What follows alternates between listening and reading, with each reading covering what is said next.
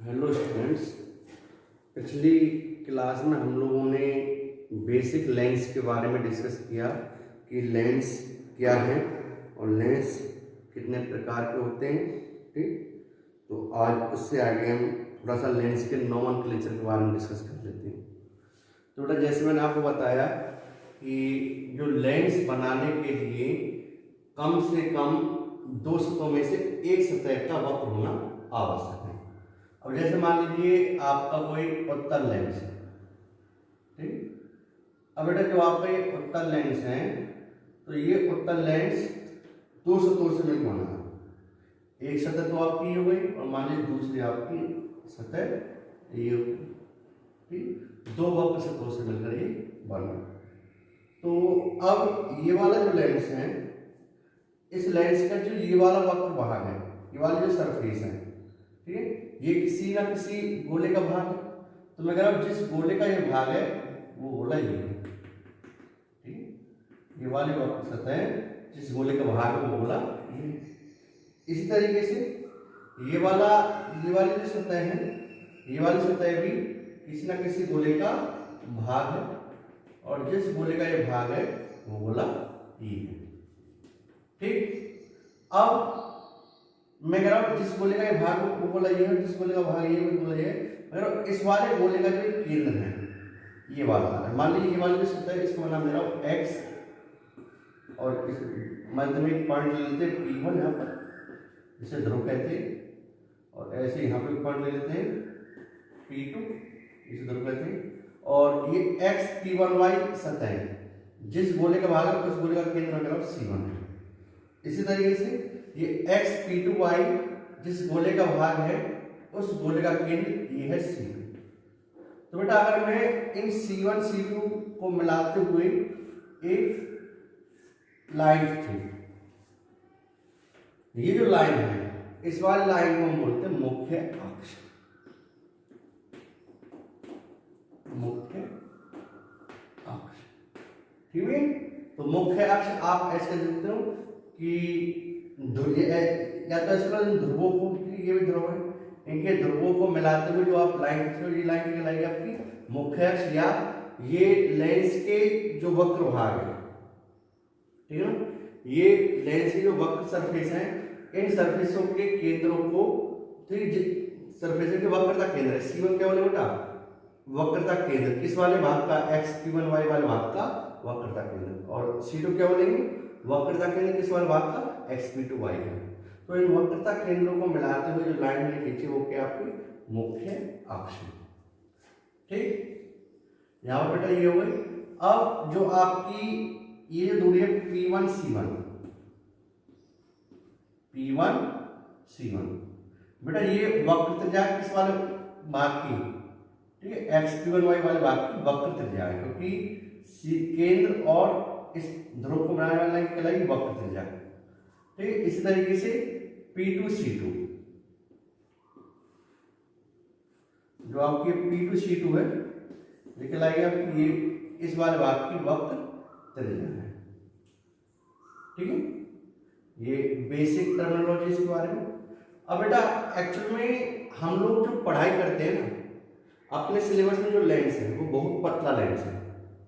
अपने सिलेबस के अंदर जो भी लेंस है वो कैसा है, बहुत पतला लेंस है।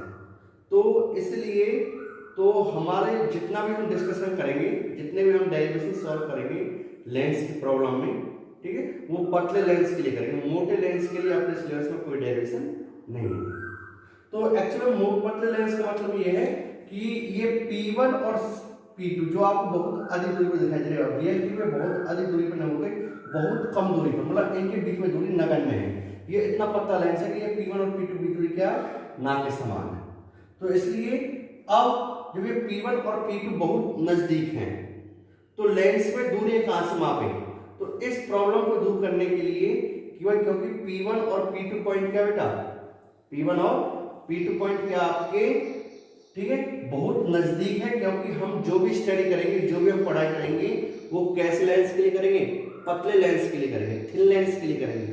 तो आपका जो लेंस है वो बहुत ही पतला है, और पतला होने के कारण अब हमें दूरी कहां से मापे, तो इस दुविधा को दूर करने के लिए हम लोग क्या करते हैं कि इस P1 और P2 के बीच में एक पॉइंट C की हम कल्पना करते हैं। जो ये C पॉइंट है, इस C पॉइंट को हम ऑप्टिकल सेंटर या प्रकाशिक केंद्र कहते हैं, ठीक है ना। अब ये जो PC पॉइंट ये P1 के बहुत क्लोज है और ये C पॉइंट क्या P2 के भी बहुत क्लोज है।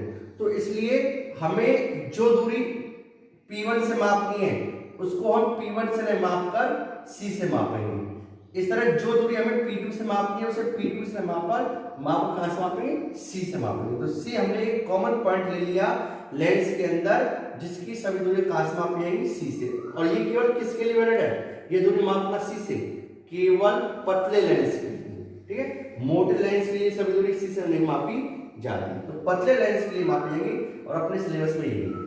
तो बेटा जो आपकी एक्चुअल में जो P1 C1 है वो लगभग किसके बराबर इक्वल मानेंगे, C1 जो आपकी क्या वक्र त्रिज्या है R1। इस तरीके से P2 C2 जो है, ठीक है ना, वो किसके इक्वल मानेंगे हम इसको, C2 पर इस वक्त देखेंगे R। क्लियर। और x इसमें दो द्वारा होते हैं लेंस में, xp1y और दो वक्र पृष्ठ xp1y और xp2y, ठीक। अब थोड़ी सी चर्चा करते हैं इस प्रकाशिक केंद्र पर। बेटा प्रकाशिक केंद्र कुछ भी नहीं है, आपकी बुक के अकॉर्डिंग प्रकाशिक केंद्र के बारे में क्योंकि ये लेंस बहुत पतला है तो इस लेंस के इस पॉइंट के बारे में जो डेफिनेशन दी गई है, ठीक है, ये आपको मुख्य अक्ष है।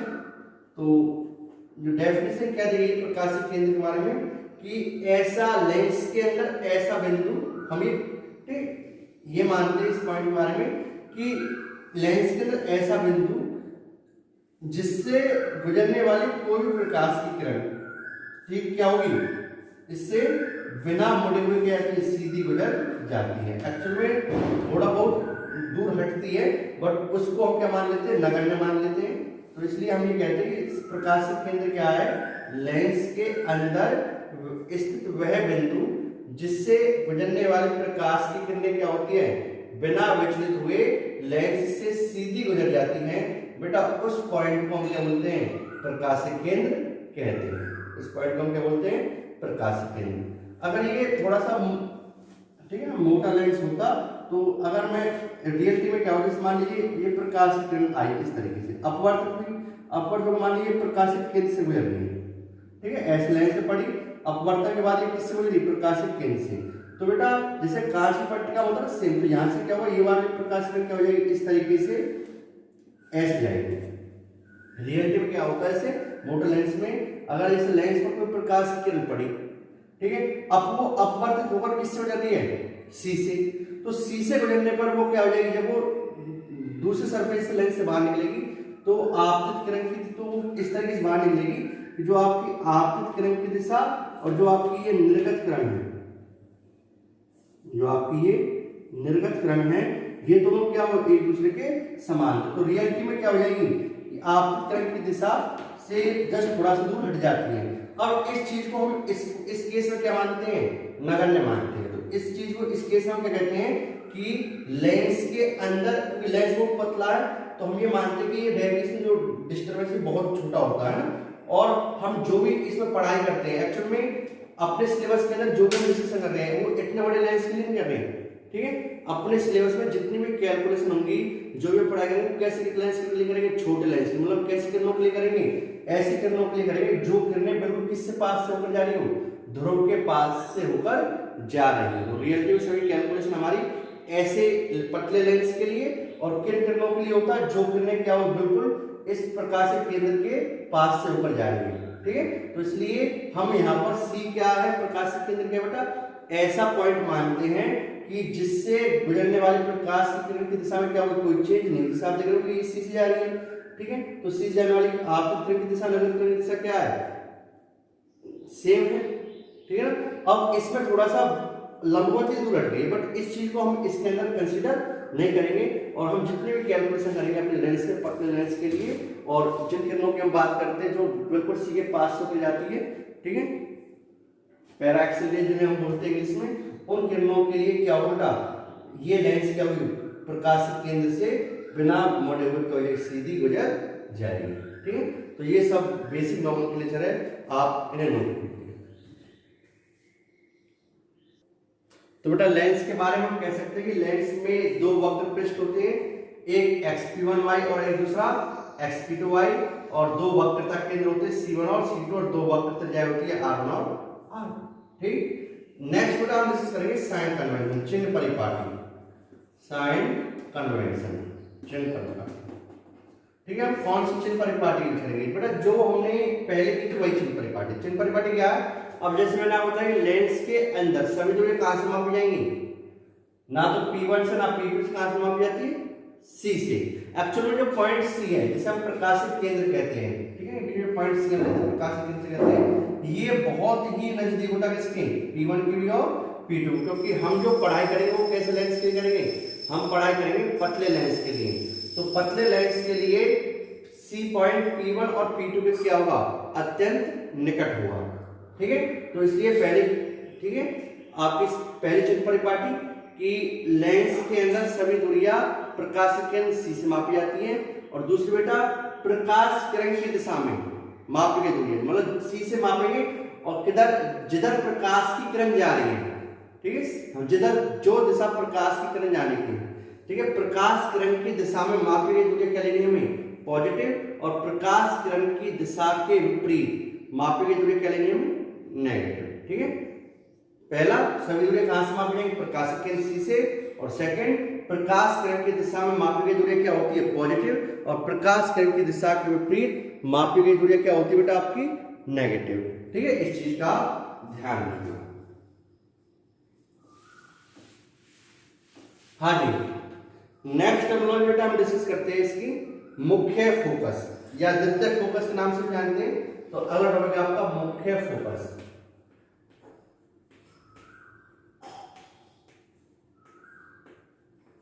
ऑब्लिक द्वितीयक फोकस कहते हैं बेटे से, द्वितीयक फोकस।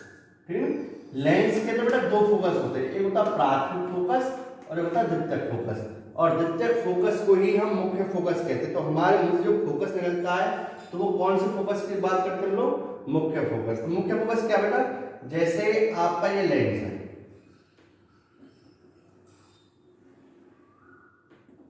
ठीक है, और एक दूसरा लेंस आपका ये है,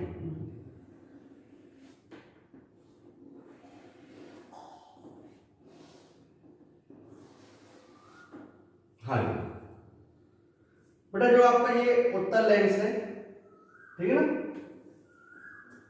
जो आपका ये उत्तल लेंस है, इस उत्तल लेंस पर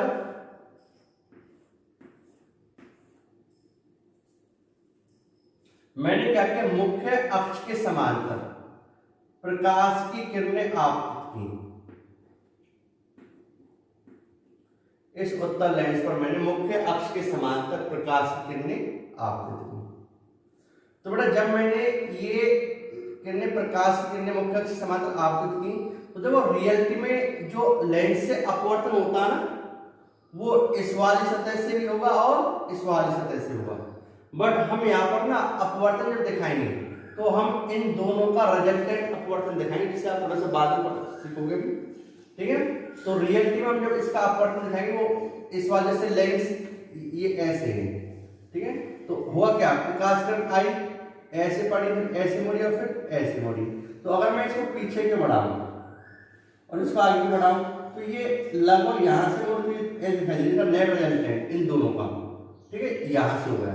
तो इसलिए हम क्या करते हैं कि जो अपवर्तन दिखाते हैं ना, वो ना तो इस वाली सतह से ना इस वाले बीच में से दिखाते हैं, जो इन दोनों का परिणामी मान देगा। जैसे यहाँ से आप देख रहे हो कि भाई ये आपका लेंस के द्वारा दिखा रहा है, बेटा द्वारा ध्यान से देखो, प्रकाश की किरण आई इस तरीके से, तो इस तरह गई, फिर इस तरह पड़ी और फिर मान लीजिए ऐसे हो गई है। तो अब देखो, अगर मैं इस किरण को आगे की बढ़ाऊं, इस किरण को मैं आगे की ओर बढ़ाता हूं और इस किरण को मैं पीछे की बढ़ाता हूं, तो इसको आगे की बढ़ाने पर, इसको पीछे की बढ़ाने पर ये किरणें कहां मिल रही है, इस वाले पॉइंट मिल रही है। तो इसलिए अब इनका अपवर्तन ना तो इस वाले सतह दिखाएंगे ना इस वाले सतह दिखाएंगे, तो हम इस तरह का अपवर्तन दिखाएंगे लेंस से, ठीक है, मध्य में से। क्लियर। तो हम यहाँ पर इसे दिखाएंगे। तो लेंस प्रकाश किरण से पड़ी, तो जब ये पड़ी तो मुख्य अक्ष के समांतर क्या होगा, जो प्रकाश की किरण बेटा मुख्य अक्ष के समांतर जाती है वो अपवर्त होकर कहां से गुजरती है, इस तरीके से फोकस से होकर इस, ठीक है। मुख्य फोकस की परिभाषा करें तो मुख्य फोकस क्या है कि हमने लेंस पर मुख्य अक्ष के समांतर प्रकाश की किरणें आपतित की। प्रकाश की किरणें आपतित करने के बाद ये आपतित किरणें लेंस से अपवर्तन होने के बाद मुख्य अक्ष को जिस बिंदु पर काटती है, जिस बिंदु पर काटती है उस बिंदु को ही मुख्य फोकस F या F2 के नाम से कह सकते हो। आप इसे F2 से रिप्रेजेंट कर सकते हो या F2 द्वितीयक फोकस या मुख्य फोकस, ठीक है। तो ये आपका होता है द्वितीयक फोकस या मुख्य फोकस। तो द्वितीयक फोकस मुख्य फोकस क्या है, सुनो ध्यान से। मुख्य अक्ष के समांतर आपतित प्रकाश की किरणें लेंस से अपवर्तन के बाद मुख्य अक्ष को जिस बिंदु पर काटती हैं वह बिंदु क्या है, यहाँ पर आपका मुख्य फोकस या द्वितीयक फोकस। जैसे आप F2 या F किसी से रिप्रेजेंट कर दो बेटा। इस तरीके से यहाँ पर देखो आप थोड़ा सा, ये आपके अवतल लेंस की बात कर रहे हैं हम लोग। अवतल लेंस पर हमने प्रकाश की किरणें आपतित की, ठीक है। जब ये प्रकाश की किरणें लेंस पर आपतित की तो ये किरणें क्या हो गई, लेंस से अपवर्तित हो गई इस तरीके से, ठीक है। और इस तरीके से अपवर्तित हो गई। अब अपवर्तन के बाद ये मुझे कहीं पर भी रियलिटी में मुझे ये कहीं पर भी मुख्य अक्ष पर मिलती हुई दिखाई नहीं दे रही। वास्तव में क्योंकि ये जैसे जैसे आगे आएगी इनके बीच में दूरी बढ़ती हुई जाएगी, तो ये रियलिटी में मुझे कहीं पर भी वास्तव में मुख्य अक्ष पर कहीं काटेंगे नहीं। तो अब इन्हें मिलाने के लिए अब आगे की ओर तो काटेंगे नहीं, अब मैं क्या कर रहा हूं, इन्हें आवाज करने के लिए कहां पे मिलेंगे, तो मैंने क्या किया, इनको पीछे की ओर बढ़ाना आरंभ किया, ठीक है।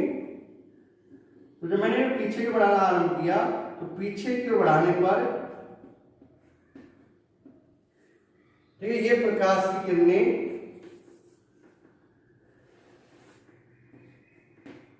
मुझे किसी पॉइंट इस पर काटती हुई प्रतीत हुई। तो बेटा ये वाला जो पॉइंट है इस पॉइंट को हम क्या कहते हैं, मुख्य फोकस या द्वितीयक फोकस से F2 या F से आप रिप्रेजेंट कर सकते हो, ठीक है। तो ये भी क्या, मुख्य फोकस। तो मुख्य फोकस की अब परिभाषा सुनो क्या है।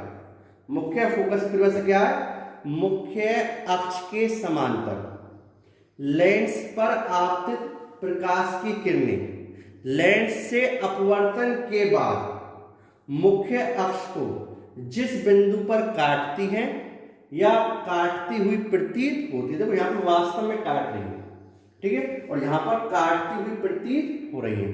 तो बेटा वही पॉइंट, वही बिंदु क्या कहलाएगा आपका, वही पॉइंट आपका मुख्य फोकस या द्वितीयक फोकस कहलाता है, ठीक। एक होती है बेटा फोकस दूरी, ठीक है। जो फोकस दूरी क्या होती है कि प्रकाशिक केंद्र और मुख्य से, इस लाइन से प्रकाशिक केंद्र ये मानिए सी, यहां प्रकाशिक केंद्र ये मानिए सी, तो प्रकाशिक केंद्र और मुख्य फोकस के बीच की जो ये वाली दूरी है, ये वाली दूरी है ना, प्रकाशिक केंद्र और मुख्य फोकस के बीच की वो जो वाली दूरी है, इस दूरी को हम क्या बोलते हैं बेटा, फोकस दूरी, जिसे हम सी से F से रिप्रेजेंट करते हैं। इस तरीके से यहां पर भी ये क्या हो गई, ठीक है, फोकस दूरी, प्रकाशिक केंद्र और मुख्य फोकस के मध्य की जो दूरी होती है, इस दूरी को हम क्या बोलते हैं, इसे हम क्या बोलते हैं, फोकस दूरी, जिसे हम किससे रिप्रेजेंट कर रहे हैं, स्मॉल f से, ठीक है। ये तो हो गया अपने मुख्य फोकस की चर्चा। बेटा आगे डिस्कस करते हैं मतलब प्राथमिक फोकस। प्राथमिक फोकस क्या होता है कि जैसे आपका ये लेंस है,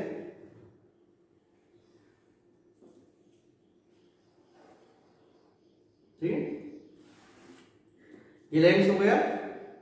अब इस लेंस पर मैंने प्रकाश की किरणें आपतित की,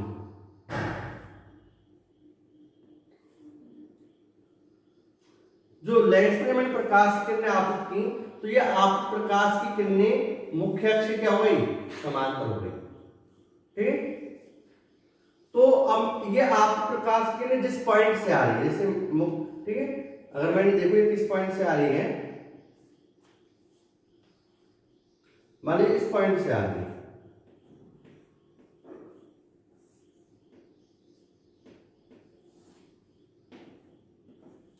ठीक है।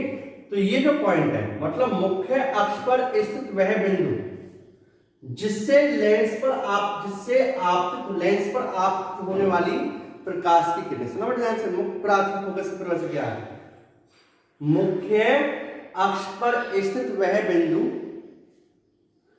जिससे लेंस पर आपतित होने वाली प्रकाश की किरणें अपवर्तन के बाद मुख्य अक्ष के क्या हो जाती है बेटा? समांतर हो जाती है, मुख्य अक्ष के समांतर हो जाती है। उस बिंदु को हम बोलते हैं प्राथमिक फोकस। तो ये बिंदु क्या आपका प्राथमिक फोकस, जिससे हम क्या बोलते हैं, किससे रिप्रेजेंट करते हैं? F1 से रिप्रेजेंट करते हैं। ठीक है, तो प्राथमिक फोकस F1 क्या बेटा? ध्यान से, प्राथमिक फोकस F1 क्या है? लेंस के मुख्य अक्ष पर स्थित वह बिंदु जिससे लेंस पर आपतित प्रकाश की किरणें लेंस से अपवर्तन के बाद मुख्य अक्ष के समांतर हो जाती है बेटा, वो क्या कहलाती है आपकी? वह बिंदु क्या कहलाएगा आपका? प्राथमिक फोकस कहलाएगा। इसे हम F1 से प्रदर्शित करते हैं। ठीक है, तो यहां तक की चीजें आप सब नोट कीजिए। हाँ बेटा, अब थोड़ी सी हम चर्चा करते हैं अभिसारी लेंस और अपसारी लेंस। अभिसारी लेंस को इंग्लिश में बोलते हैं कन्वर्जिंग लेंस और अपसारी लेंस को डाइवर्जिंग लेंस। बेटा अभिसारी लेंस क्या है? ऐसा लेंस जो प्रकाश की किरणों को मिलाता है, ऐसा लेंस जो प्रकाश की किरणों को मोड़कर किसी एक बिंदु पर मिलाने का कार्य करता है। ठीक है, तो जो लेंस प्रकाश की किरणों को मिलाने का काम करता है बेटा, वो लेंस कौन सा लेंस कहलाता है आपका? अभिसारी लेंस। ठीक है, इसके विपरीत अपसारी लेंस, जो लेंस आपतित प्रकाश की किरणों को मिलाने के स्थान पर उन्हें बिखेरने का कार्य करता है। ठीक है, वो लेंस कौन सा लेंस कहलाता है आपका? अपसारी लेंस। ध्यान रखना बेटा, अभिसारी लेंस जो लेंस आपतित प्रकाश की किरणों को मिलाने का कार्य करता है किसी एक सिंगल पॉइंट पर, बेटा वो लेंस क्या कहलाता है आपका? अभिसारी लेंस। और जो लेंस आप प्रकाश की किरणों को बिखेरने का कार्य करता है, उन्हें दूर करता है, उन्हें दूर कर बढ़ाता है, वो आप कहलाता है अपसारी लेंस। अब देखो कुछ बुक्स वाले और कुछ टीचर्स ये एक मिथ्या मतलब डिस्कशन करते हैं। कुछ बुकों में लिखा होता है कि उत्तल लेंस को अभिसारी लेंस कहते हैं और अवतल लेंस को अपसारी लेंस कहते हैं। बेटा ये गलत है, ये 100% श्योर नहीं है कि हम 100% नहीं कह सकते कि उत्तल लेंस हमेशा अभिसारी लेंस होगा, अवतल लेंस हमेशा अपसारी लेंस होगा। उत्तल लेंस अलग चीज है और अभिसारी लेंस अलग चीज है। हाँ, अभी मैं इसका डिस्कशन बाद में करूंगा, बस आपको थोड़ा हिंट देता हूं कि यदि लेंस के बाहर वाला माध्यम वायु, जो सामान्यतः हम लेते हैं आपके सिलेबस के अंदर, आरबीएससी बोर्ड के अंदर, बस इतना ही डिस्कशन है, ज्यादा कोई डिस्कशन नहीं है, कि यदि बाहर वाला माध्यम आपका वायु है, ठीक है, बाहर वाला माध्यम आपका वायु है, तो इस लेंस पर तो ये लेंस क्या करेगा? आप प्रकाश की किरणों को मिलाने का काम करता है। ठीक है, तो इसलिए इस लेंस को क्या बोल देते हैं हम? अभिसारी लेंस भी कह देते हैं। ठीक है ना, ये कब बेटा? तो उत्तल लेंस अभिसारी लेंस है कब? जब आपका बाहर वाला माध्यम क्या? वायु है। जैसे आपका ये अवतल लेंस है, ये लेंस अगर बाहर वाला माध्यम आपका क्या? वायु है, तो ये लेंस क्या करेगा? आपके प्रकाश की किरणों बिखेरने का काम करेगा। ठीक है, तो यहां पर इसे हम क्या बोल देंगे? अपसारी लेंस। ठीक है, तो उत्तल लेंस को अभिसारी लेंस केवल कब कहेंगे? यदि बाहर वाला माध्यम वायु है, तो उस समय ये किरणों को मिलाने का काम करेगा। और अपसारी लेंस को भी हम, अवतल लेंस को अपसारी लेंस कब कहेंगे? जब यह बाहर वाली किरणों क्या करेगा बेटा? अवतल लेंस को अपसारी लेंस कब कहेंगे? ठीक है, यदि बाहर वाला माध्यम क्या है आपका? वायु है। तो अगर बाहर वाला माध्यम वायु है, ठीक है, लेंस अगर वायु में स्थित है, तो उत्तल लेंस अभिसारी लेंस की तरह और अवतल लेंस अपसारी लेंस की तरह कार्य करता है।